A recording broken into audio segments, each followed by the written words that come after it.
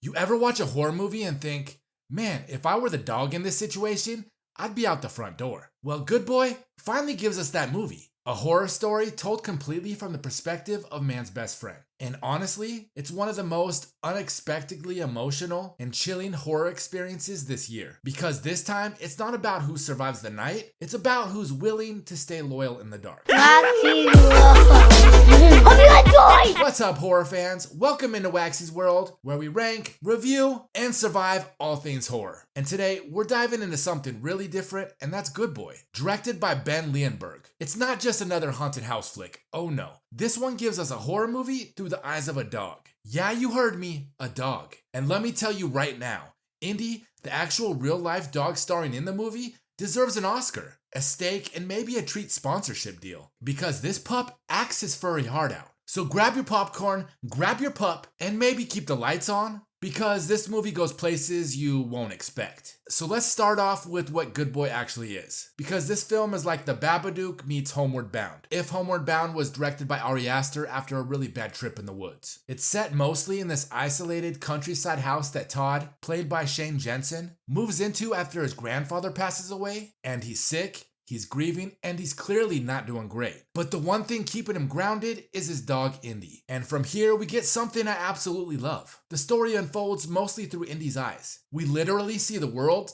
through a dog's perspective. The sounds, the smells, the confusion, the loyalty. It's such a wild filmmaking choice. And Leonberg pulls it off with this haunting realism that creeps up on you. There's this one early scene where Indy senses something in the house. A subtle growl, the camera low on the floor, the shadows stretching across the hallway, and you realize he's not just man's best friend. He's the only one seeing what's really going on. And the cinematography here is gorgeous and terrifying at the same time. Most of it's shot at ground level from Indy's height, so you're constantly peeking around corners, staring up at things, feeling small and helpless. And the woodland setting, absolutely perfect. It's quiet, it's lonely, it feels alive. And it reminded me of that creeping sense of dread in The Witch, where the forest itself feels like it's breathing. And Leonberg doesn't just go for cheap scares. The tension here builds slow. You feel Indy's confusion, and you feel his loyalty turn into desperation as Todd starts changing. It's like you're watching your favorite human slip away to something unseen,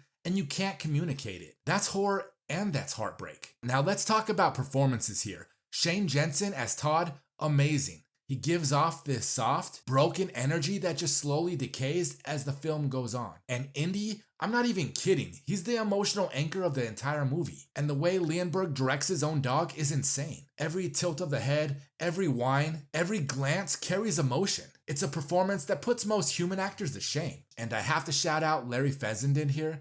And horror fans know this man is indie horror royalty. With films he's acted in, wrote, and produced, and he even wrote the stories to some popular video games such as Until Dawn and the Dark Pictures anthology. And his brief role in Good Boy adds that eerie credibility that says, yeah, something ancient and wrong is going on here. And by the time the supernatural stuff really kicks in, you're already so attached to Indy that every threat feels personal. And some of the scares in this film were so terrifying that my girlfriend actually had to cover her eyes through most of the film and had to basically check herself out. So let's talk about what actually works here, and honestly, a lot. The POV choice makes it stand out from literally every other haunted house movie this year. And the emotional connection between dog and his owner is what gives it teeth. And also the scares here aren't just visual, they're existential. There's this quiet horror about watching someone you love being consumed by something invisible and being powerless to help. And if that's not horror, I don't know what is. Plus, the sound design is chef's kiss. Growls, whispers, that distorted dog hearing effect. It's like The Conjuring meets Cujo meets A24. Now, it's not perfect. Some moments might feel slow for some people expecting nonstop chaos. This isn't a jump scare fest. It's more like an emotional gut punch wrapped in supernatural fur. A few effects, especially when the presence really manifests, feel like they stretch the budget a bit. But you know what? It works in its favor. The limitations make it feel raw and claustrophobic. At its heart, Good Boy is about devotion. It's about that pure, unconditional loyalty that dogs have, and how terrifying it would be to watch the person you love most get swallowed by darkness. It's horror through empathy, and that's something we don't get nearly enough in this genre. It's like Leonberg took the emotional depth of a ghost story, the haunting atmosphere of The Witch, and said, let's tell that from a dog's point of view. Crazy idea, but it works. So where does Good Boy land for me? I'd say this one easily earns a 9 out of 10 Haunted Chew Toys. It's creative, emotional, eerie, and beautifully weird. And honestly, it might just be one of the best indie horror films of 2025. And if you've got a dog, hug them after watching this. If you don't have a dog, you might want one by the end. Because Good Boy reminds us that even in the darkest moments, loyalty can be the scariest and most beautiful thing there is. Alright horror fans, that's gonna wrap it up for today's review.